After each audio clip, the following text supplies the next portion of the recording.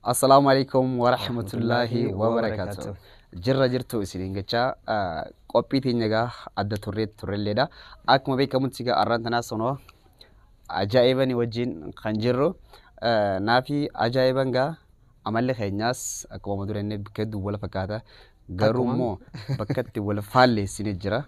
Bakka itti wal faalleessines arraan tana gaa kunoo kan isinii wajjin isiniifillee ibsinu ta'a. By the way, siyasa heddulle hin hordofnu. Dilas hin hordofu. Ajaa'iban ammoo gaa zaa 24 irruma ta'e waa oduu kana halaalu inni. Dirqama egaa waa biyyaatii miti dirqama keenya sanii. Inni yeroo hedduu waa'ee siyaasa kanas narra ni beekalleedha. Tahee garuu immoo paartiin inni deeggaru sama paartii fakkeenyaa paartii Bilchiginnaati. Jamiil ammoo isaan gargarii jechuudha. Kanarrattis anis sababaan qaba. Inni sababa qaba jechuudha. So arraa kanarratti osuma waliin muufachisnetti dhugaa jirtu. Irra kan wal mari'annu taanaa fi ajaa'ibanu. Egaa mee ajaa'iban atis hawaasaaf salaam taate. Dirqama misan. Assalaamu alaikum wa rahmatullahi wa barakatuh. Jirra jirtu jennee jirra. Fayya. Egaa ammaan tana kan qophii teenya kan eegallu ta'a jechuudha.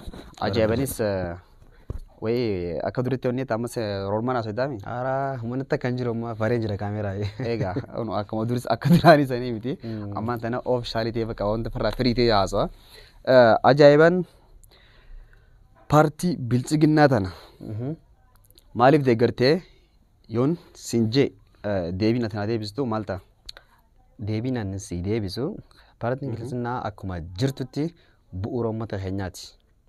Ummata keenya dhaabbattee hunda walitti inni dammariidhaan guutak. Paartii Bilchiginnaa fakki ammaan niin qomadhaa fi miti. Paartii Bilchiginnaa niin qomadhaa osoo hin ta'in ilaalchi namuutu akkuma gargarii ta'ee beekamu sanatti namu akkuma fuullee dayyaanni addaa akkasuma nyaamami. Akkasuma namu akkuma. Anammaan asirratti siin dhaabaa. Dhiifamalleedha. Rakkina hin qabu. Yeroo giseen fi namni waa'ee siyaasaa hedduu haasa'u. Dilas itti wanta gartee seensi gammachuuta kanaaf kan nuan maaliif siyaasaan ammoo akkuma jirtutti waan bareedaa illee barachuus ni qaba jeeti yaada. Wanni amma fakkeenyaaf uummanni roorroon uummata Oromoo irra gahaa jirtu kun sirreettee faanii adda. Naayifar tana inuma yaadu sirri jee inuma yaadu tana sammuuti yaa nama fudhattu. Roorroon fakkeenyaaf ajaa'iban asumaanuu siyaagaa fudhu amma fakkeenyaaf Jawaar Mahamadan faan amma hidhamuun sababni kun maalirraa ka'etti addame? Sababni Jawaar faan hidhaman akkana fakkaatan takka filannuma kana waa'ee filannoo kanaa jalqabatee qishoo. Wana dheeressu osoo hin ta'in takka akka dubbiin sun hin babal'anneef egaa san oowwee hedduu tureemi. Yeroo sanitti oowwee hedduu tureemi akkuma dubbiin sun hin babal'anneef. Haanuma ta'uu amma fakkeenyaaf ammaan Jawaar Mahamadan hidhamuun eegumarra rabshaa gaafa Hacaaluu deessan. Hacaaluu san.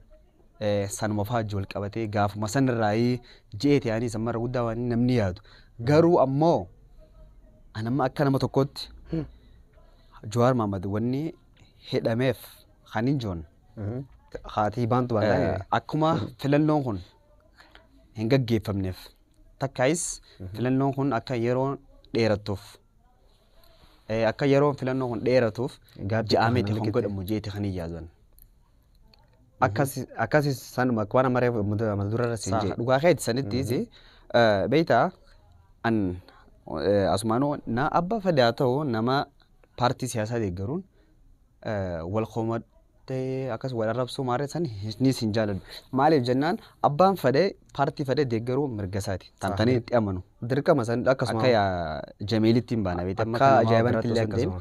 Akka Jamiilitti namni paartii takka ta'e ifi hafade amma Bilchiginnaa ta'u kaafaa ta'u hafade namuu deeggaruu fadhu saabaa ta'u deeggaruu mirga qaban jaa. Maaliif jennaan mirga qaba abbaan fedhee haa ta'u.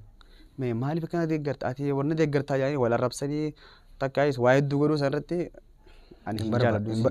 Hin barbaachisu. Akkasii atis maaliif deeggartaa siin galchuutu hin jiru maayi tahee garuu irra guddaa waan itti nama kaasu jiraami ooma san faarraa. Anis tan inuma hin jaaladhu. Kaan abaluu deeggaree kaan deeggaree irraan kan maaliif namni jaalatee deeggaruu qaba. Amma fakkeenyaaf taayee danda'amma fi os fudhanne amma inni faan amma waan inni hojjetu irratti ani dilas irraa wanni takkaa siin gammaduuni ati yoo asirratti mee an waan irraa gammadu jira waan irraa gammanne jira garuu ilmi namaa kun waan ilmi namaa maaliif footoo isaa garagalchee harree faa godhee dhiiga faa maal irraa godhuu danda'a hunda san amma hedduu harta tokkotti yoo ilaalle nama dhibus ni mala maaliif godhan leenjoo maaliif uummata sooshaal miidiyaa kana ni beektaa footoo ta'ee har'a garagalchanii baruu ol deebisan maal irraa barbaachiseedha kun maal jechuudha kunummaa hundinummaa maal jechuudha maal jechuudha dirqama waan ati jaallattu dirqama waan ati jaallattu godhuu qabaa miti. San godhuun qabu baraanis hin jenne harsan. Nama tokko akkasitti fudhataa nama keenyaaf dirqama waan ati inni jaallatu yoonii fi hordofte wajjin si wajji jaalataa akkasumami. San irra guddaa namni akkasi irra guddaa hawaasni akkasi si galtee garuu immoo dilas wanna hin deeggaru warra waa nama arrabsee wanni yoo kanaan akkuma nama tokkotti si galtee kan arraba maaliif feesee namu kafadhe deeggaru mirgasaati. أنا ما جا أجايبان مالف وانا دقي أنا ما أسرت أجايبان جوار ما مدفن أما يو هيد أبيه هنگم تكسر طلع من مات والله دوغا دبتشوف أكمله هدو ذكر أجمع ماتشيسان مالف يو إني بهون هدو ذكر قرتي حواس خينا في اللي قاري سفري نما هون داتي يو به نمو جمع شو كبابي تيجرو مو تكوت نمو تكوت جرا خا بيت أكما mana tokko keessaa kan biyya dhiisi mana tokko keessaa jallaan tokko hin dhabamu kan biyya guddoo dhiisi jechuudha fedheete biyya guddoo dhiisi akkasuma namni keenya ma itti gammachuu qabu jira itti gammachuu hin qabne jira yoo anamma fakkeenyaaf amma abbaan fadaa jedhamu hundinuu garuu anamma Oromoo eenyu biyya Itoophiyaa tana eenyu haa bulchootti yoo na gaafatte ammaan abaluu siin hin jiru maaliif kan saba hundaaf ta'e naaf taajee waan akka wallaalummaa jeemilitti kan jiru karaa tokko jirra bakka abba fadaa ta'u namni Oromoof ni ta'a takka saba hundaa wal qixxummaan laalama kan hin jeetti amanu yoo hawaan san hunda godhu ta'e ammata kumaa bulchu bakka ahla wasaala namummaa hundi eeggamee jiru wajji girrasan qabeenya abbaatis deebi'ee qabeenya godhate narraa likitti walloo gadi fee namuu beektaa mirga isaa eegaa wal gaafachuun kan yeroo abneefume Finfinneen ta'eenyuti yoo siin gaanne ta'eenyuti deebiste gaafii kana gaafata tanuma Oromooti gaa Finfinneen tanuma Oromooti Addis Abaattus Finfinneettus takkuma Addis Abaa yoo isi tanuma Oromooti gaa kanumaa amanuun kee waan takka siin jaalladha maaliif yeroo hedduu beektaa gisee mana keessa kophaa giteenyu hedduu takka wal jeenyaa naaf inni akkamitti kana ta'a akkamitti akkas taanaan ja'an walitti deebisnee jechuun naaf inni beektaa Finfinnee maarree inni harnaafeeti inni beektaa guddaa mana keessatti rabshaalee dhamee dhaamsi dhaamtuuf dhumarratti yoo jiraatee namu takkatee osoo wal jeeqee wal rabsuun taanetti jallaa fi abbaa diriirfata namu haaluma bareedaan wal sirreeffachaa amanaa fi Jemilis mana tokko jirra warri paartii fedha deeggaru osoo ni fi wal rabsuun taane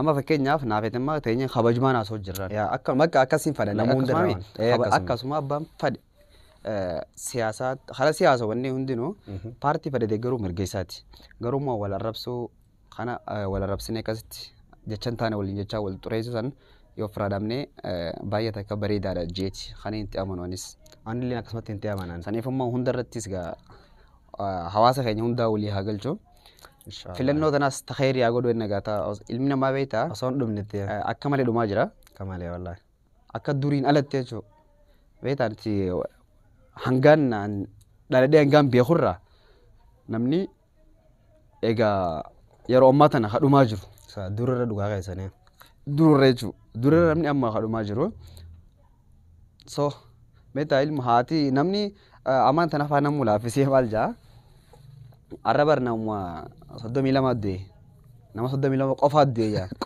qofa tana gisee akkam gisee ilaalan garuu wallaahi duraan beektaa nuti amma fakkeenyaaf gaafa ijoollee amma yoo inni fi qawween takka dhahamte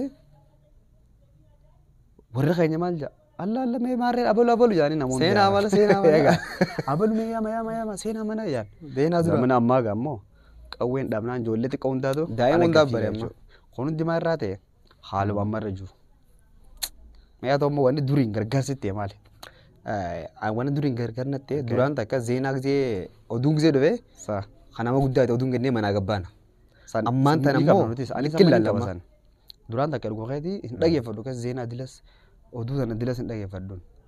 Garuu amma immoo dilasii miti. Hin dabartu bira bara immoo ilaalta amma bara. akka durirra. So saniif meegaa dhumarratti arragaa gabaabsineetuma uummati koo ajaa'iban hojii haasoo nenneeti kabzaa xiraatti senneetuma bara. Isin ajaa'ibanii samee bilchiginnaa maarreetiin ol rabsuun ta'in naaf inni immoo obboleeyyan mana tokko osoo jiran jaalalaan kabajaan mirga isaati jechuun namuu paartii deeggaruu mirga qaba osoo hanjamatti hin ta'inne siireessii ofrannees namuu mirga isaatiin ammallee irra deebi'ee abba fadee kanaa deeggaru arjim yoo kee bilchiginnaadha deeggare waan deeggariif qaba. That's it dhumte akkasuma. So anis waan amantummaa gama hiyyanti qabu maaliif dila siyaasaan qabee kumsa kasi qabaadde keessatti deemu warra booda gaatis ilaaltanii ammoo fuulduraan gaa bal'inaan kana waa'ee kanarratti ajaa'ibanis eessa ga'ee paartiin tam eessa geessee tamtu sirra jira tan jettu kan waliin mari'annu ta'a ajaa'ibanis hojii. Inshallah. Dhumarratti wanni yoo jiraate gaa wanni takka wanni jiran jirtu namuu wal jaalatee molaa kabajuu. Assalaamu alaikum wa rahmatullahi wa barakatuh jagama khiyyaanan. Egaa sanumaami. Okay gaa yaada keenya hanga sagantaa biraatiin gaa walitti deebi'utti. Assalaamu alaikum wa rahmatullahi wa barakatuh.